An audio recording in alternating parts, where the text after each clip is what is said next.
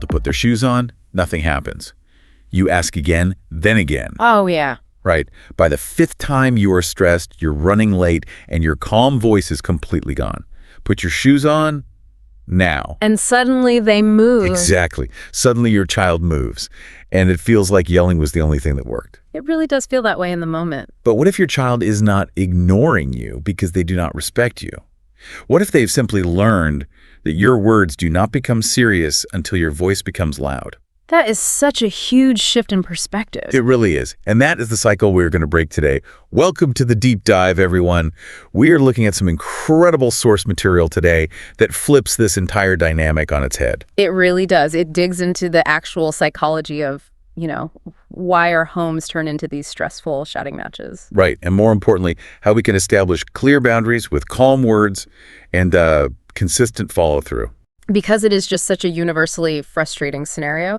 I mean, anyone listening who spends time around young children has found themselves in that exact kitchen doorway standoff. Oh, for sure. The classic standoff. You reach the end of your tether, the volume goes up, and finally you get action. Yeah.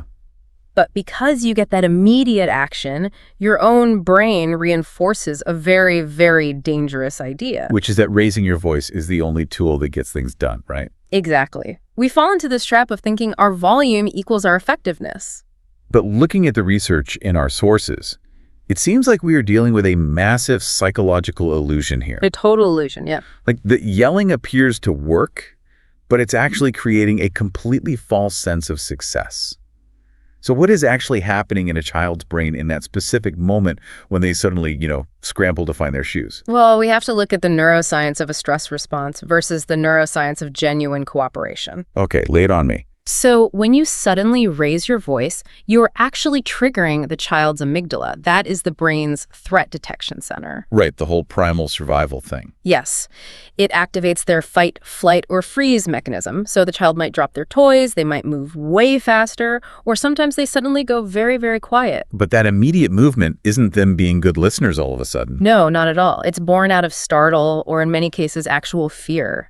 The sudden, sharp intensity in your voice just bypassed their prefrontal cortex entirely. Wow. And the prefrontal cortex, just to clarify for everyone, that's the part of the brain responsible for logic and decision-making and actual cooperation. Exactly. So they are reacting to a perceived threat. They are not cooperating with your underlying request to put the shoes on. Wow. Okay, so when this sequence happens repeatedly, something else is going on, right? Yeah, a dual learning process takes place. It's basically a classic conditioning loop. Like Pavlov's dogs kind of thing. Pretty much. The parent looks at the result and learns, my child only listens when I yell.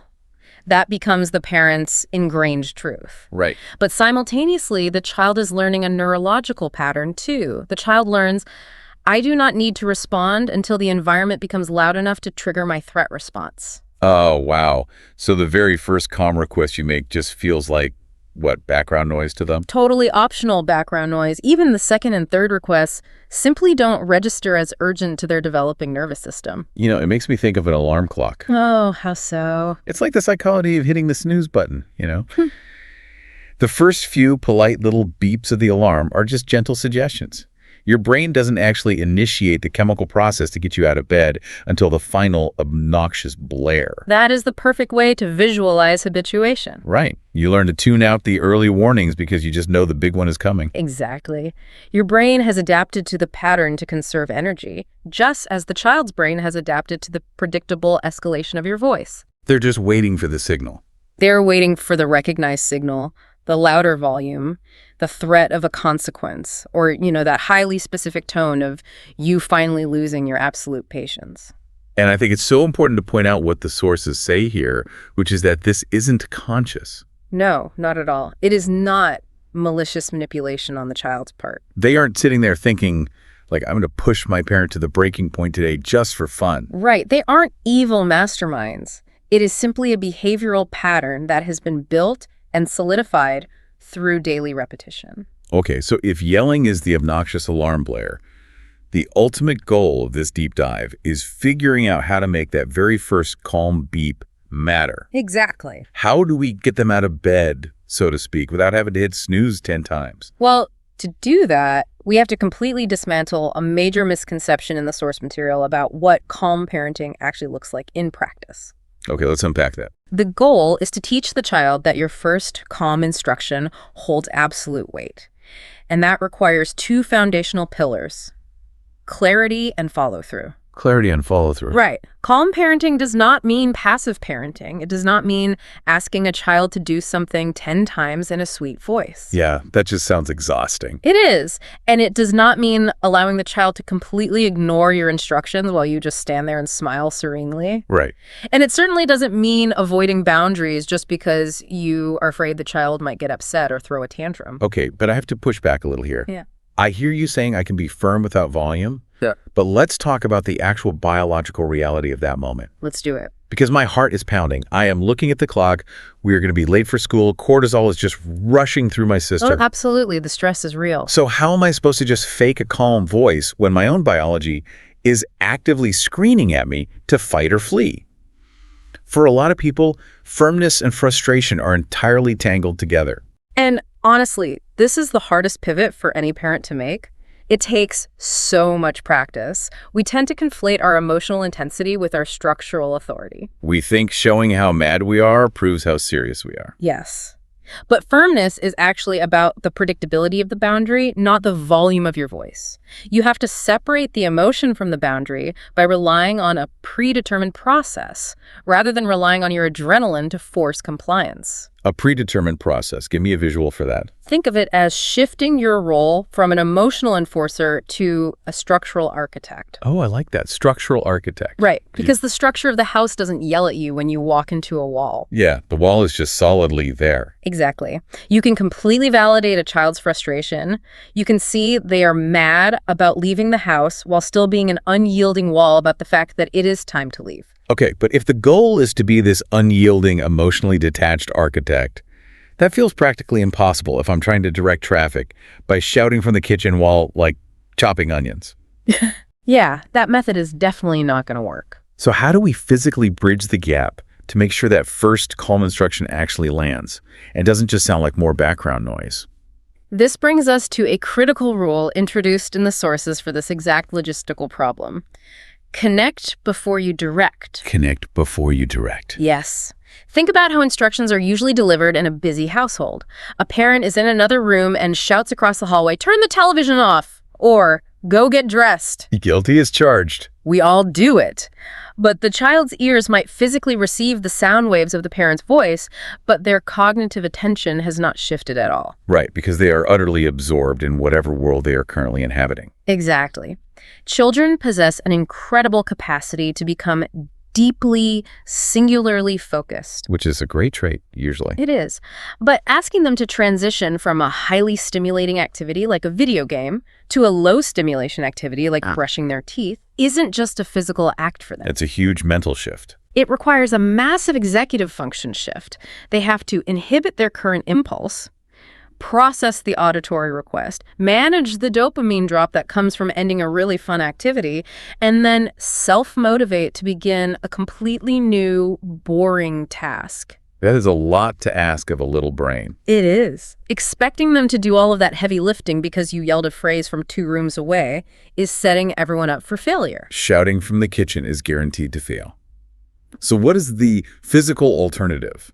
You have to close the distance, physically enter their space, get down on their level, say their name. Actually get in their bubble. Yes. Make absolutely sure you have their eye contact. You are pulling their cognitive focus away from the screen or the toy and onto your face. And then you give the instruction. Only then do you give the instruction, and it needs to be one single, isolated instruction. Okay.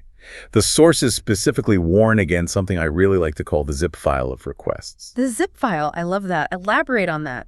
You know, when you just dump a highly compressed folder of commands on a kid all at once, expecting their little brain to neatly unpack it all. Oh, yes. Like, go upstairs, get dressed, brush your teeth, find your backpack, and hurry up because we are late.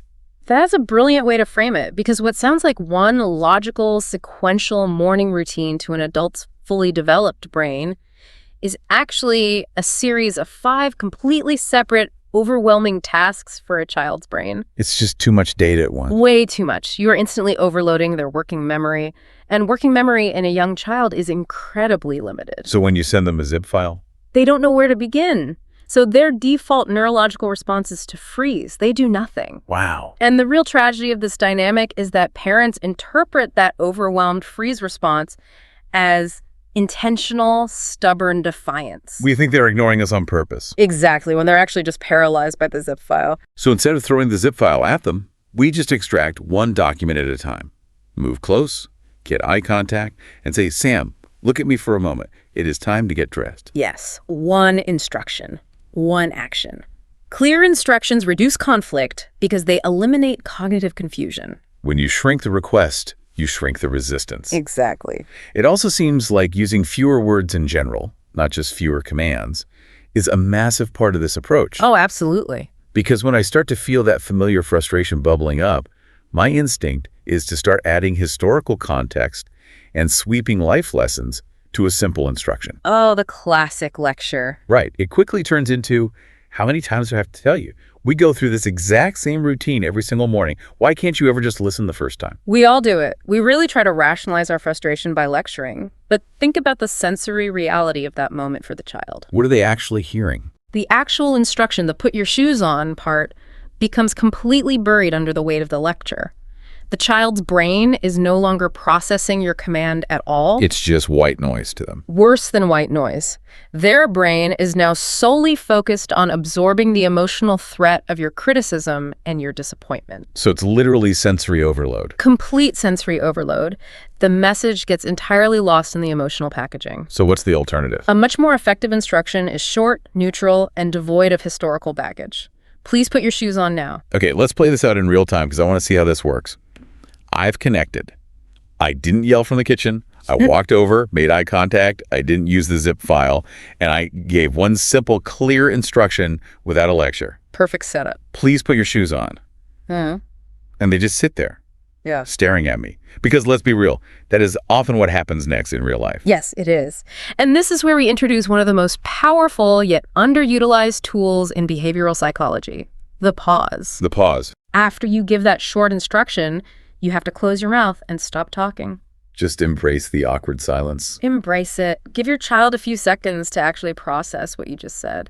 Parents often panic and repeat an instruction almost immediately, simply because the child hasn't physically moved within 2 seconds. Right, we think they didn't hear us. But a developing brain has a much slower processing speed. Silence is an empty space. For a child, silence is the rendering time required to translate your auditory words into their physical actions. That makes so much sense. We have to give the software time to load. Exactly. Ask once, pause, watch what happens. If they begin the task, you acknowledge it simply. Thank you for getting started. But what if they don't? What if the rendering fails? Right. When they still do not move after the pause, this is where follow-through becomes absolutely vital. This is the exact juncture where the entire system usually breaks down for parents. Because we want to avoid yelling. Yeah. Right. Yes. Parents desperately want to avoid yelling, so they substitute yelling with nagging. They just keep repeating the calm request over and over and over. Hoping this time it magically works. But the sources are deeply clear on the psychology here.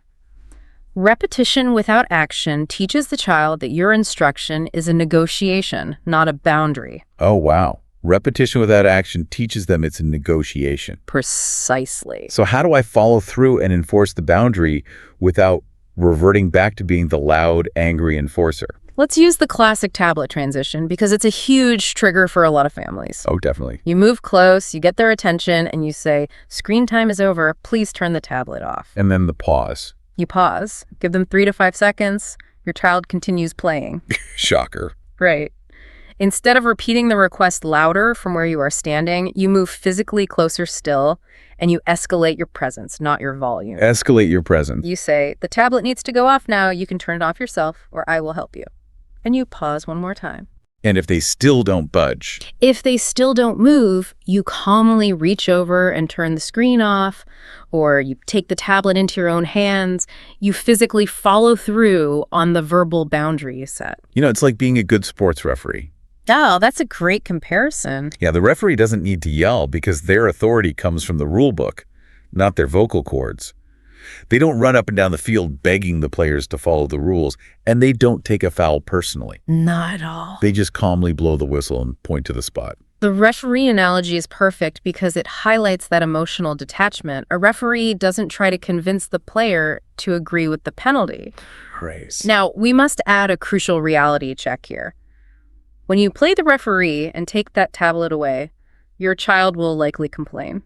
Yeah, that's an understatement. They may cry, they might scream, or become intensely upset, and parents often view that negative emotion as a sign that they did something wrong. Yeah, if they're crying, I must have messed up the parenting technique. But calm parenting does not guarantee a calm child. Wow. Calm parenting does not guarantee a calm child. That is deeply validating to hear. I think we assume if we parent correctly, our kids will just always be happy and cooperative. That is a myth that sets everyone up for misery. Mm-hmm. Your child is fully allowed to dislike the limit you've set. Right. You do not have to convince them to be happy about it, and you really shouldn't try. You can acknowledge their heavy feelings while still holding the structural line. What does that sound like? You say, I know you wanted more time. It is so frustrating to stop when you're having fun, but the tablet is still going away. That's great. This is the beautiful intersection of connection and leadership. You are validating their emotional experience without compromising the boundary they need to actually feel secure. That provides such a clear roadmap. But enforcing boundaries gets incredibly complex when you are faced with a child who isn't just passively ignoring you, but actively digging their heels in. Oh, the act of resistance, yes. Are there tactical ways to offer them a sense of autonomy so it doesn't always feel like a dictatorship? Autonomy is a core human drive, even for toddlers. The sources highlight a fantastic advanced tactic for this, offering choices inside the boundary. Choices inside the boundary. This heavily reduces power struggles because it satisfies the child's psychological need for agency. The critical factor is that the choice exists within the boundary. It never replaces the boundary itself. Okay, give me an example of how that reframes a standard interaction. So instead of asking a yes or no question like, do you want to get dressed now? Which is a total trap. It is a trap because the answer will be no, and getting dressed isn't actually optional. So you pivot the structure. You say, it is time to get dressed. Would you like to put on the blue shirt or the green shirt? Oh, I see. The overarching boundary getting dressed is an immovable wall, but the child gets to choose how they navigate within that wall. You are giving them steering power, but you are still laying down the track. Yes. Like at bedtime. The lights out time isn't up for debate, but they can choose whether they want one long story or two short ones. Yes, the child experiences a healthy sense of control, which they crave, while you remain firmly responsible for the leadership of the house. But let's look at the absolute worst case scenario. Okay, bring it on. What about the dreaded, pure no? You use the tactics, you stay calm, you offer a choice between the blue or green shirt, and your child just stares you dead in the eyes and says no. Oh, the defiant no. When a child simply says no, the absolute most important thing a parent can do is remember this rule. You do not need to attend every argument you are invited to. Wow. You do not need to attend every argument you are invited to. You do not need to debate the instruction. You don't need to logically convince a 4-year-old of the merits of wearing clothes. Because you literally can't. Exactly. If they say no to getting ready, you simply respond, I hear that you do not want to. It is still time to get ready. Just neutral. Yes. If they are pushing against a no you've given them, you say, you are allowed to be upset. The answer is still no. And if physical action is required, I will help you begin. No debate. Sometimes the most respectful response you can give a developing human is a clear boundary, calmly maintained, without requiring them to agree with you. I love that idea. But let's be totally honest here. Yeah. We are all human. Very true. Parents are exhausted, overworked, and stressed out. We are going to slip up. The yelling is still going to happen sometimes. Without a doubt. When I mess up and yell, my immediate instinct out of guilt is to just over-apologize and drop the boundary entirely. I want to say, I'm so sorry, mommy's just tired. You don't even have to put your shoes on right now.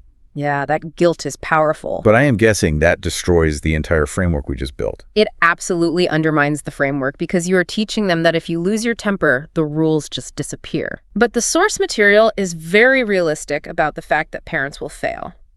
Breaking the yelling cycle isn't about magically transforming into a perfectly zen robot who never loses their temper. That's a relief. It is about mastering the art of the repair. When you do yell, You take responsibility for the emotional rupture, but you do not abandon the structural boundary. Okay, so what does a proper boundary-holding repair actually sound like? A repair separates your poor delivery from the necessary instruction. It sounds like this. I yelled earlier. I needed to be clear with my instruction about your shoes, but I did not need to frighten you with my voice. I am sorry. Okay, I see the difference. Notice that you are apologizing for the emotional intensity without removing the rule that caused the friction in the first place. You are saying, I should not have yelled. You still needed to turn the tablet off, but I should have handled my frustration differently. I can imagine some parents feeling like apologizing to a kid after yelling is like a surrender of authority, showing weakness. I hear that a lot. How does a repair actually build authority rather than destroy it? It is a profound psychological shift. Dictators demand perfection. Leaders model accountability. Wow. Apologizing doesn't weaken your authority. It humanizes it. It models for your child that people can make mistakes, take responsibility for their actions, and successfully repair a relationship. Because they're going to make mistakes too. Exactly. If we want our children to be able to admit when they are wrong and apologize to their siblings or friends, they have to see the primary adults in their lives doing exactly the same thing. We have to be the blueprint for the behavior we're demanding from them. We really do. And as you start implementing this new blueprint, the connecting, the pausing, the calm follow-through, the repairing the sources note, a really interesting phenomenon. Kids might actually push back harder at first. Oh, they almost certainly will experience an extinction burst. An extinction burst. Yes. As you change this deep-seated pattern, your child's brain will be confused. They will likely continue waiting for the yelling because that's the only signal they've been trained to recognize as real. Right, they're waiting for the real alarm. So they will test the new calm boundaries vigorously to see if they hold up or if they can still provoke the old familiar loud response. So it getting worse before it gets better is actually a sign it's working. That is a completely normal part of the neurological rewiring process. The old pattern of yelling was created through repetition, day after day. This new pattern of calm follow-through will also need to be created through repetition. It takes time and consistency. Connect before directing. Avoid the zip file. Give one short instruction. Allow processing time. Offer a limited choice when appropriate. Follow through like a calm referee.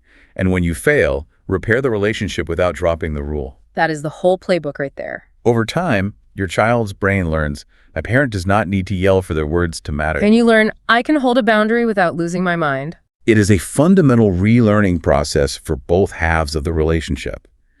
It replaces fear-based compliance with structural trust. Exactly. If you recognize this cycle in your home, you are not alone. Many loving parents repeat themselves, become frustrated, and eventually yell because they do not know what else will work. That does not make you a bad parent. It means you need a different pattern. We have created a free guide called the Listen Without Yelling Reset. Inside, you will find practical phrases to use when your child ignores an instruction, refuses to cooperate, or continues pushing after you have said no. You can download it for free through the link in the description below. Because your child does not need a louder parent. They need calm words, clear boundaries, and consistent follow-through.